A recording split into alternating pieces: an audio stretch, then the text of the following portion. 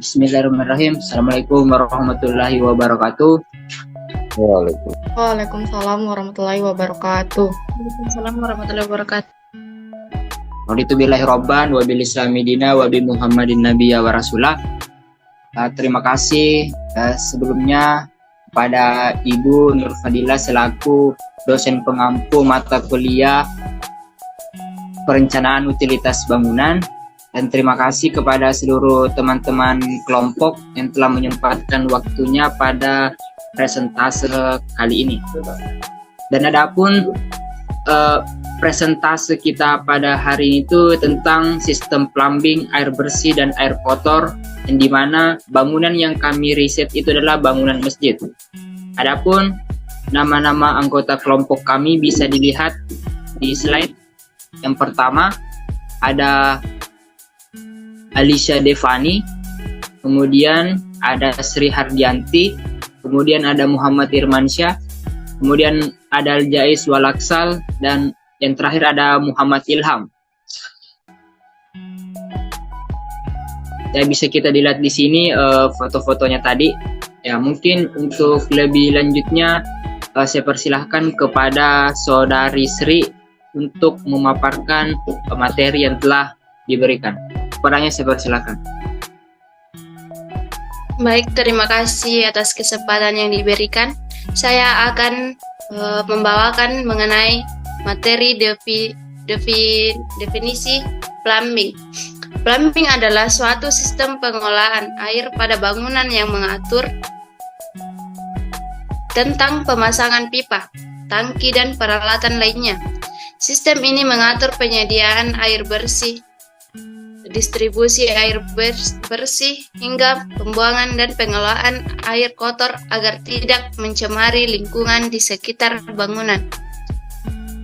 Sekian materi yang saya bawakan, saya kembalikan ke moderator.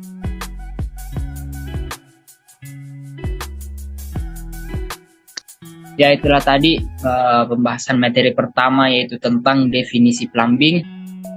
Untuk next selanjutnya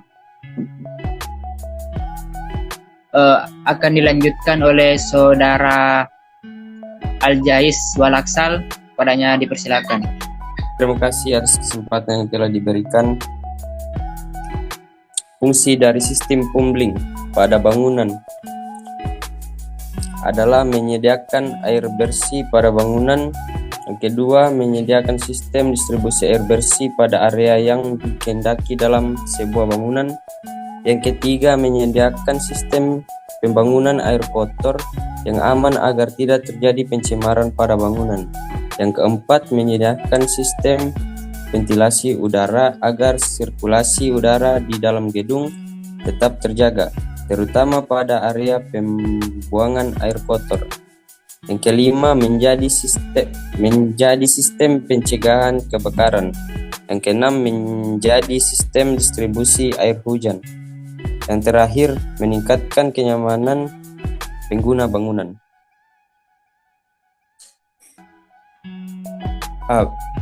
Air bersih. Air bersih merupakan salah satu kebutuhan utama yang diperlukan oleh makhluk hidup di muka bumi ini. Bagi manusia, air adalah kebutuhan sehari-hari yang harus dapat dipenuhi, baik itu dari sumber alam maupun di perusahaan air minum. Air merupakan zat cair yang dinamis mengikuti bentuk ruangannya dan bergerak mengikuti siklus hidrologi. Air bersih adalah air sehat yang dipergunakan untuk kegiatan manusia. Diharus bebas dari kuman-kuman penyebab penyakit, bebas dari bahan-bahan kimia yang dapat mencemari air bersih tersebut. Air merupakan zat yang mutlak bagi setiap makhluk hidup, dan kebersihan air adalah syarat utama bagi terjaminnya kesehatan. Terima kasih, saya kembalikan kepada moderator. Ya, untuk selanjutnya saya persilakan kepada Saudara Ilham untuk melanjutkan materi yang telah dipersiapkan. Baik, terima kasih atas kesempatan yang diberikan. Air kotor. Air kotor pada sebuah gedung adalah kotoran dari tubuh manusia, baik itu zat padat maupun cair, maupun dari sisa aktivitas manusia seperti mencuci, mandi, dan sebagainya. Air kotor tidak memenuhi syarat fisik dan tidak dapat langsung digunakan serta dimanfaatkan secara langsung dalam kehidupan sehari-hari. Artinya, air tersebut perlu pengolahan khusus apabila jika ingin dimanfaatkan ataupun dibuang ke saluran perkotaan yang terdekat tanpa menimbulkan dampak negatif baik bagi manusia maupun bagi lingkungan.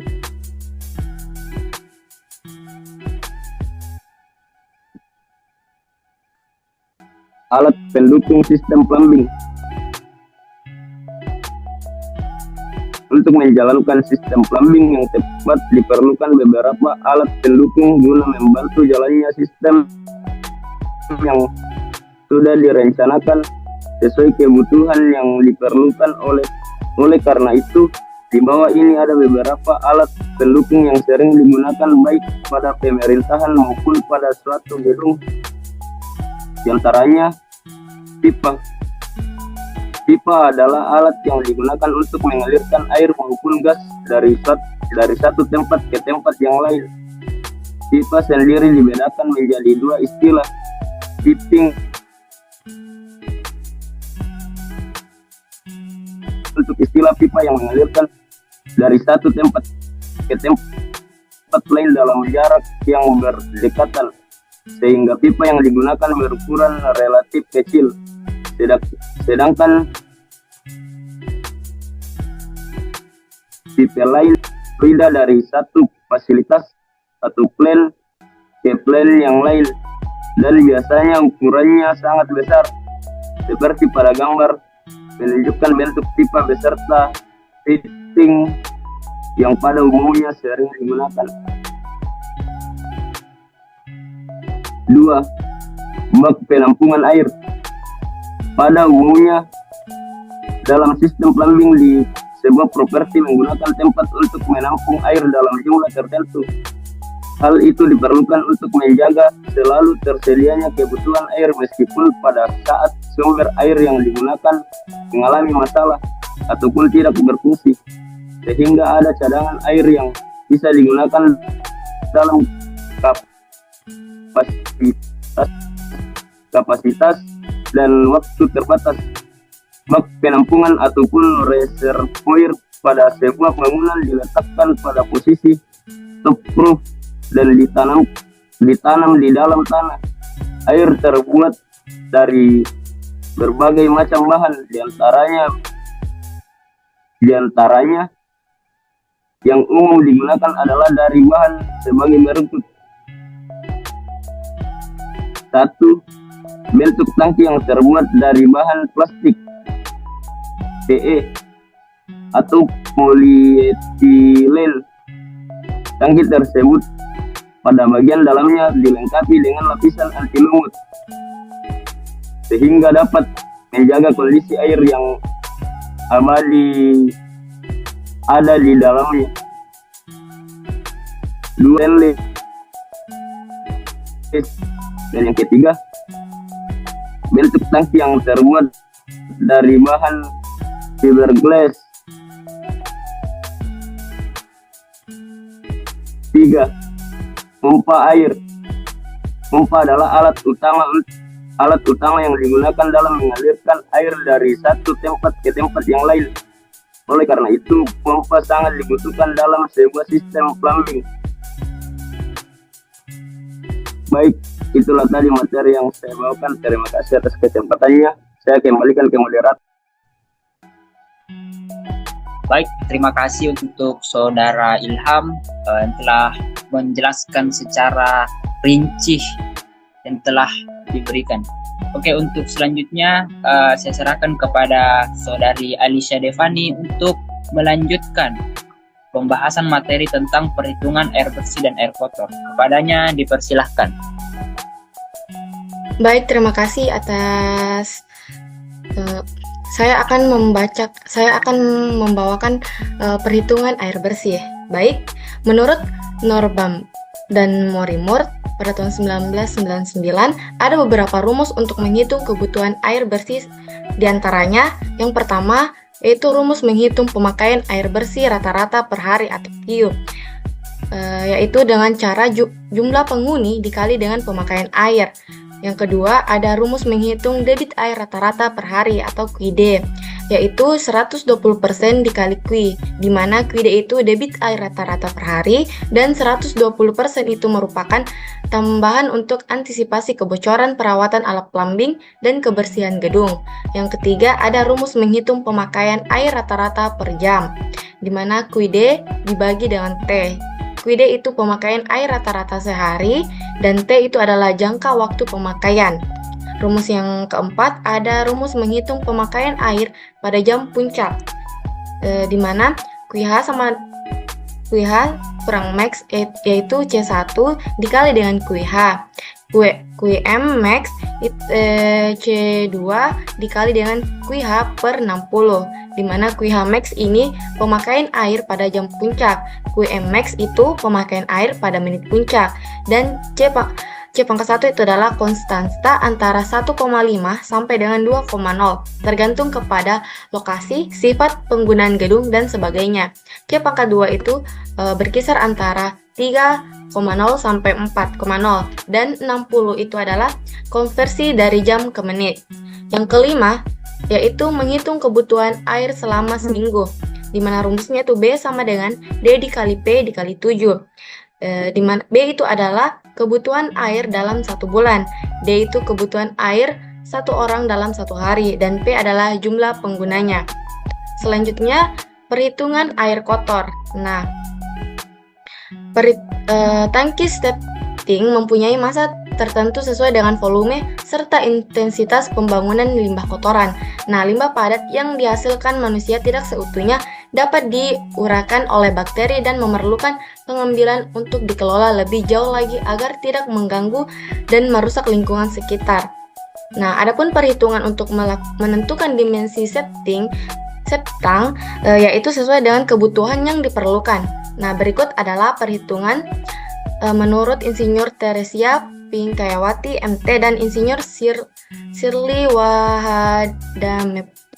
Wahadamaputera, di mana VA sama dengan QOT, atau VA itu adalah volume air dalam tangki, Q adalah kuantitas air limbah, O itu adalah jumlah pemakai, dan T adalah waktu detensi. Rumus kedua ada VI, sama dengan O dikali L dikali P. Nah, VL itu adalah volume lumpur yang mengendap, O itu adalah jumlah pemakai, L itu banyak lumpur yang mengendap, dan P adalah periode pengurasan atau per tahun. Nah, itu tadi materi dari saya kembalikan lagi kepada moderator. Terima kasih. Itulah tadi beberapa perhitungan dari air bersih dan air kotor. Mungkin itulah tadi hasil pembahasan kita pada hari ini. Untuk kesimpulan akan dibacakan oleh Sri Hardianti. Silakan. Baik, terima kasih untuk kesimpulan pada presentasi kali ini, yaitu sistem plumbing adalah sistem penyediaan air bersih dan sistem pembuangan air kotor yang saling berkaitan, serta merupakan paduan yang memenuhi syarat yang berupa peraturan dan perundangan, pedoman pelaksanaan, standar peralatan, dan standar instalasinya. Air merupakan salah satu kebutuhan utama yang diperlukan oleh makhluk hidup di muka bumi ini. Bagi manusia, air adalah kebutuhan sehari-hari yang harus dapat dipenuhi, baik itu dari sumber alam maupun dari perusahaan air minum. Air kotor pada sebuah gedung adalah kotoran dari tubuh manusia, baik itu zat padat maupun cair, maupun dari sisa aktivitas manusia seperti mencuci, mandi, dan sebagainya. Sekian kesimpulan yang saya bawakan, saya kembalikan ke moderator. Ya, terima kasih. Mungkin itu hasil diskusi atau presentasi pada hari ini. Ya, seperti halnya pada bangunan-bangunan yang lain, bahwasanya masjid itu merupakan tempat ibadah. Nah, di tempat ibadah ini ada namanya tempat wudhu. Nah, disinilah perannya penting sebagai seorang insinyur untuk merancang bagaimana kita bisa mengelola pipa-pipa dengan baik supaya pengelompokan wilayah tempat wudhu laki-laki, tempat wudhu perempuan, dan juga toilet-toilet itu bisa sesuai dengan tempat dan SNI-nya. Ya, mungkin itu. Saya Muhammad Irmansyah sebagai moderator pamit undur diri dengan ucapan terima kasih. Billahi fisabilil haq fastabiqul khairat. Assalamualaikum warahmatullahi wabarakatuh. Waalaikumsalam warahmatullahi wabarakatuh. wabarakatuh.